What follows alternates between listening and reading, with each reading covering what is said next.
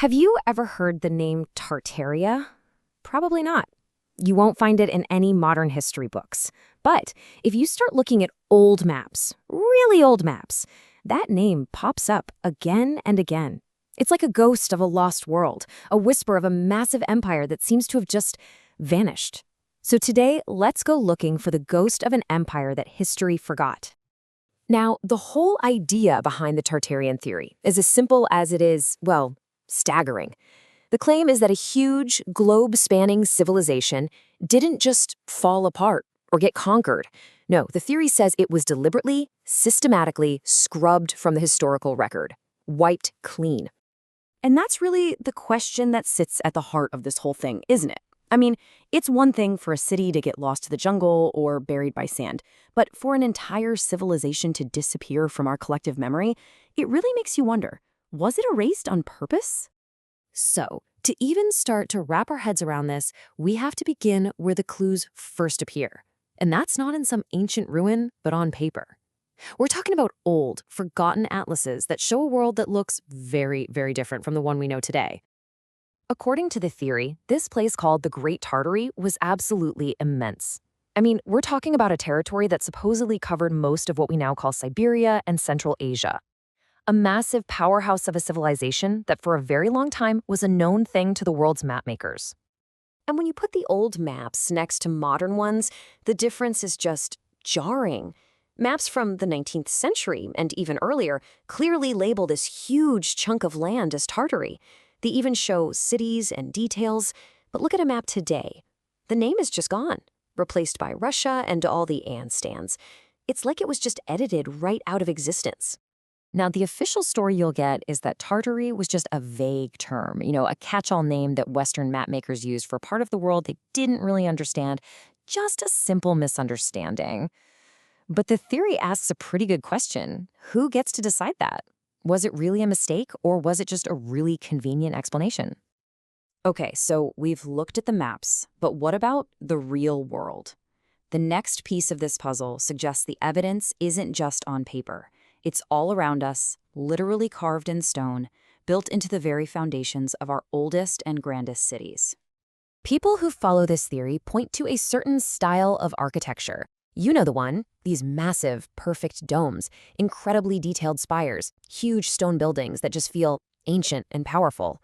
The really strange part, you see this style everywhere, from Moscow to Chicago, from Paris to St. Petersburg. It's almost like they shared the same architect. And this brings up another big question. The history books tell us these incredible buildings were put up in an age of horse-drawn carts and simple hand tools, but the theory just asks you to look at them. I mean, really look at the scale, the insane precision, the complexity of it all, and ask yourself, does that explanation actually make any sense? Okay, so let's say it's true. Let's say there was a global empire with unbelievably advanced architecture. Where did it go? How does something that big just disappear? Well, the theory has two main explanations, and they're both pretty wild. The first one is called the mud flood. The idea here is that some kind of massive worldwide cataclysm happened, a disaster that buried entire cities, sometimes stories deep, in mud and dirt. It would have been a global reset button for civilization, leaving the few survivors to literally rebuild on top of the old, buried world.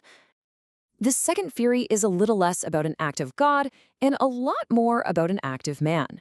This one suggests a deliberate, coordinated effort by the new rising empires to completely erase Tartaria's history.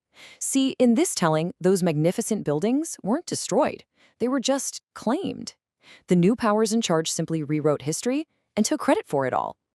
Look, whether you buy into it or not, the Tartaria theory does something really interesting. It forces you to question the history you've always been taught. It's a direct challenge to the official story. And maybe that's why it's gotten so popular online. We live in a time where people are skeptical of official narratives, and the idea of a hidden history is just incredibly powerful. And this really gets to the core of it. The story of Tartaria isn't just about cool old maps and mysterious buildings. It's a challenge to our whole idea of progress, our belief that we're the most advanced we've ever been. And it's a challenge to the stories that are written by the people in power. So here's the bottom line. The theory suggests that our past isn't what we think it is. That there might be a lost chapter where humans weren't more primitive, But maybe, in some really important ways, we're actually more advanced. It suggests we're not at the peak of human achievement. We're just the latest chapter in a much longer and maybe forgotten story. So it really boils down to two completely different ways of looking at history. The conventional view we're all taught in school is linear, like a straight line always going up. Humanity starts small and just gets better and better. But the Tartarian view, it's cyclical. It says that great empires rise, do incredible things, then they fall and are forgotten. And then the whole cycle starts all over again. If that's true, you have to ask, are we on our way up, or are we just living among the ruins of something far greater? So, after going through the maps, the architecture, and all the theories, we don't end up with a neat little answer. Instead, we're left with a pretty profound and kind of unsettling question. Think about it. The next time you walk by one of those old, grand buildings, a state capitol, a cathedral, some forgotten monument that just seems a little too perfect, a little too epic for its official story, the theory just invites you to stop for a second and ask yourself a simple question.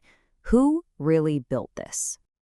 And that, of course, leads to the final, haunting thought.